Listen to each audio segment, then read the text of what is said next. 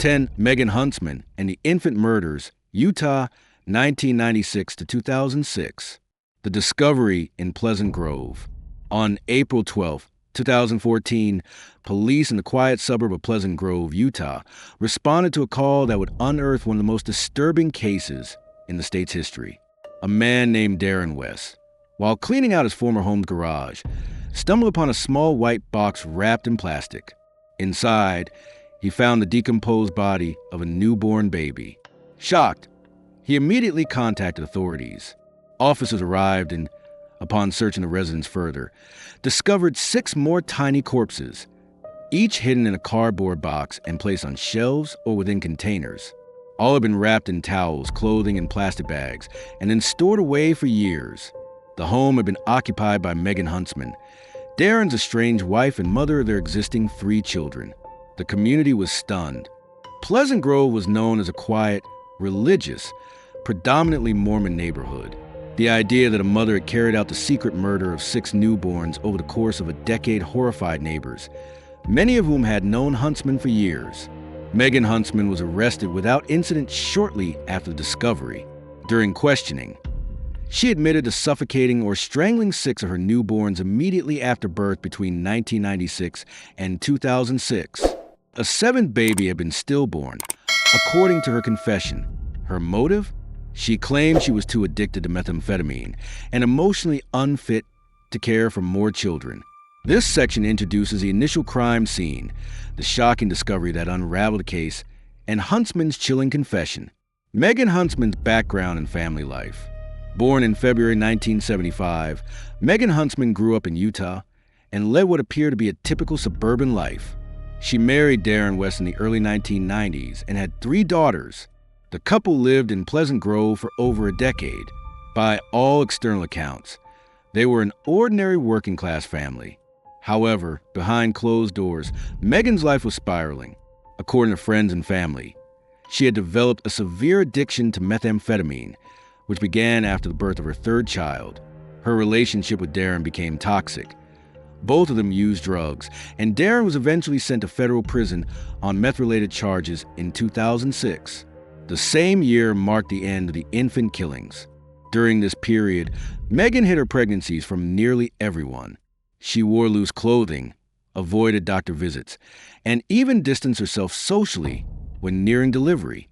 She would give birth alone at home, kill the baby, and then clean up the evidence. Friends were shocked when the truth came out. Many claimed they never suspected her of being pregnant during those years. Her surviving children lived in the same house where the bodies were stored, though they had no idea what was hidden in the garage. Megan's ability to maintain a normal facade while committing these acts shocked even seasoned investigators. This section delves into Megan's background, family dynamics, addiction, and the hidden nature of the crimes, revealing how a seemingly ordinary mother concealed deadly secrets for over a decade. The murders, timeline, and method. Between 1996 and 2006, Megan Huntsman gave birth to 7 infants, all within her home. She later admitted that she killed 6 of them shortly after delivery. She claimed that the 7th was a stillbirth and that she did not harm that child. However, authorities could not confirm this definitively due to the advanced state of decomposition. Her method of murder was consistent. As soon as the infant was born, she either suffocated or strangled the baby, often wrapping the child in cloth or plastic. She then cleaned the area, placed the baby's body in a cardboard box, and hid the box among other items in the garage or storage areas. Investigators were stunned by the level of concealment. The boxes had been carefully placed so as not to draw attention. Some were labeled or taped, and none gave off odors strong enough to cause alarm, possibly due to the arid climate and containment. Autopsies confirmed that most of the babies had been born full-term and alive. DNA tests verified that Megan and Darren were the biological parents of all the infants. Investigators found no evidence that anyone else had knowledge of or helped commit the crimes. This section recounts the timeline of the murders, how Huntsman hid the pregnancies and crimes, and the forensic evidence that confirmed the details of her confession. Confession and arrest.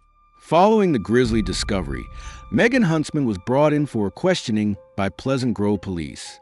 At first quiet and emotionless, she eventually gave a full confession, detailing how she had killed the babies over a 10-year period. She was arrested on the spot and charged with 6 counts of first-degree felony murder. According to court documents, she told investigators, "I didn't want the babies. I was doing drugs, and I didn't want to deal with them." She expressed little emotion and did not offer elaborate justifications or deny her involvement. Her demeanor shocked police, who described her as eerily calm during her confession. As the investigation unfolded, authorities found no evidence that Darren West or anyone else knew about the pregnancies or murders. West cooperated fully with law enforcement, and charges against him were never filed. He later made public statements expressing grief and disbelief. Huntsman was held without bail and underwent a competency evaluation, which determined that she was mentally fit to stand trial. Prosecutors chose not to seek the death penalty, citing her cooperation and plea agreement. This section details the arrest, confession, and the legal process that followed, including the community's reaction and a lack of motive beyond addiction and avoidance. Trial and sentencing. On February 12, 2015, Megan Huntsman pleaded guilty to 6 counts of first-degree murder in Utah's 4th District Court. She expressed remorse in her statement to the judge, but did not contest the facts. Her attorney said she was cooperating to avoid the trauma of a lengthy trial for her surviving family. During sentencing, prosecutors emphasized the calculated nature of the killings, the vulnerability of the victims, and the extended timeline. Judge Daryl McDade called the case horrific and unimaginable. He sentenced Huntsman to 6 terms of 5 years to life, to be served consecutively, effectively a life sentence. The judge acknowledged that while Huntsman had faced substance abuse and personal trauma, her actions were deliberate and repeated over years. He also noted the impact on her surviving daughters, who had to come to terms with what had occurred inside their home. In court, family members gave emotional statements. One daughter said she still loved her mother, but couldn't understand her choices. Darren West did not speak publicly at the sentencing, but has since tried to rebuild his life with his daughters. This section covers the legal proceedings, Huntsman's guilty plea, the judge's rationale, and the emotional toll on the family and community, public reaction, and media coverage. The Huntsman case garnered national and international headlines, due in part to the sheer number of infant victims and the setting, a modest suburban home in conservative Utah. Many compared the case to infamous serial killers, though Huntsman did not fit the profile of a typical murderer. Media outlets portrayed her as a tragic figure consumed by addiction and poor judgment. Others criticized systemic failures, such as a lack of medical oversight, social services, and the community's failure to detect multiple pregnancies. In Utah, where family values of motherhood are culturally emphasized, the case struck a deep chord. Many asked, how could so many pregnancies go unnoticed? How did no one intervene?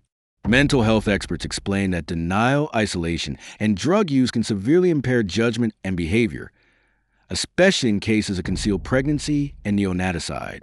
The public was divided in their view of Huntsman. Some felt deep anger, calling her a monster. Others felt pity, citing the role of addiction and untreated trauma. Online, her case sparked broader discussions about maternal mental health, neonaticide laws, and access to addiction treatment. This section explores the public's response, the framing of Huntsman in the media, and how her case fits into broader debates about justice, motherhood, and addiction, legacy, and lessons. The Megan Huntsman case remains one of the most disturbing instances of maternal infanticide in recent U.S. history. With 6 confirmed victims, it is a grim reminder of what can happen when drug addiction, mental illness, and systemic failure intersect. Her case is now used in criminal justice and social work training programs to teach how neonaticide can occur repeatedly under the radar. It has spurred discussions on the need for better reproductive health care, including more accessible contraception, improved prenatal outreach, and mandatory reporting by medical providers who suspect concealed pregnancies. Huntsman's surviving daughters continue to live in Utah, and some have spoken about their pain and desire to understand their mother's actions. Darren West, despite his criminal past, was never implicated and remains the legal father of the children. In 2023, nearly a decade after the case broke, advocates still point to it as an example of invisible maternal crisis, how women suffering in silence can become capable of unspeakable actions. Megan Huntsman remains incarcerated